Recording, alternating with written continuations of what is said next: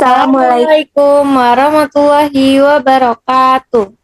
Halo teman-teman, kami dari mahasiswa Universitas Pamulang. Di sini kami akan mempresentasikan hasil kerja diskusi kelompok kami untuk menempuh mata kuliah manajemen strategik dengan dosen pengampu Ibu Indawati. Sebelum kita lanjut ke materi, saya akan perkenalkan terlebih dahulu. Nama saya Siska Yulianti. Kenalkan, nama saya Aida Liza. Nama saya Ugia Zahra Rahayu. Oke, langsung saja kita ke materi yang pertama akan dibacakan oleh Kak Aulia.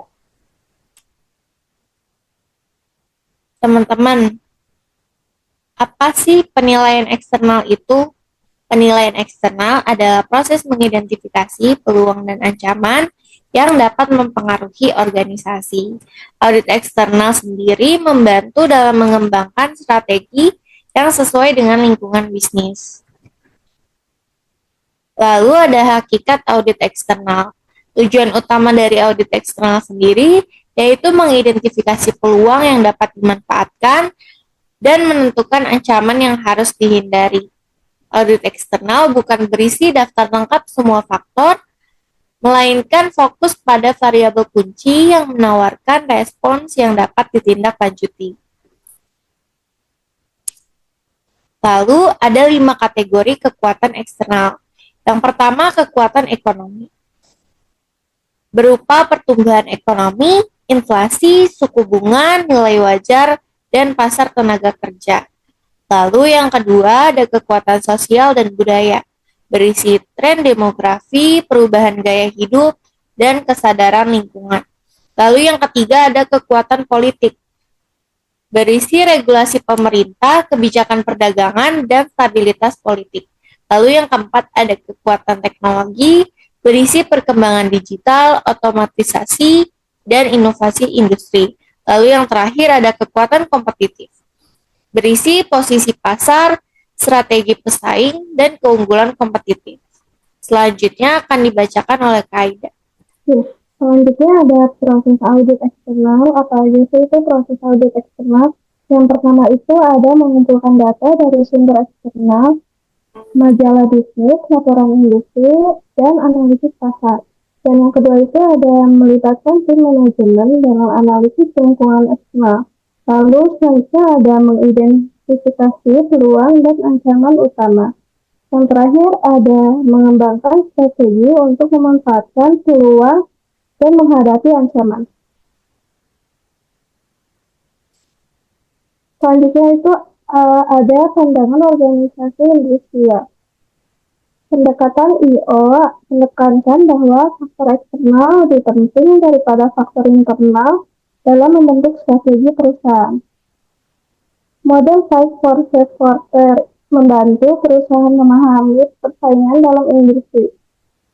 Pertama itu ada ancaman pendatang baru, yang kedua ada daya tawar pemasok, ketiga ada daya tawar pembeli, lalu ada ancaman produk pengganti, dan yang terakhir ada persaingan industri.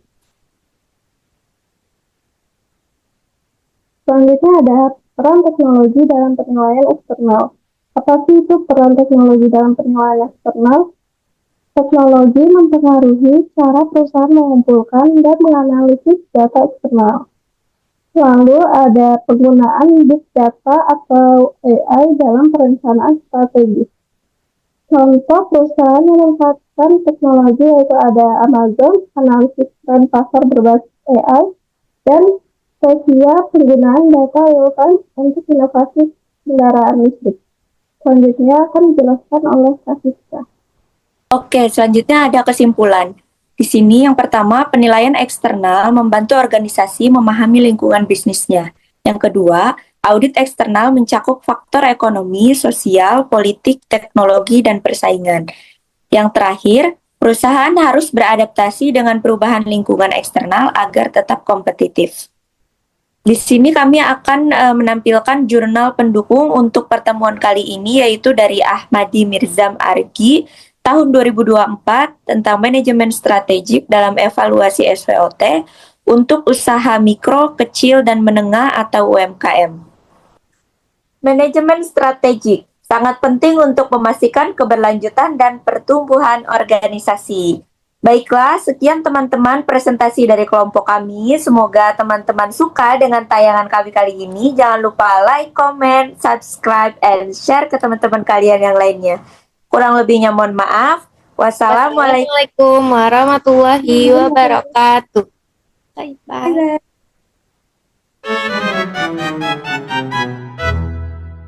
Bye-bye.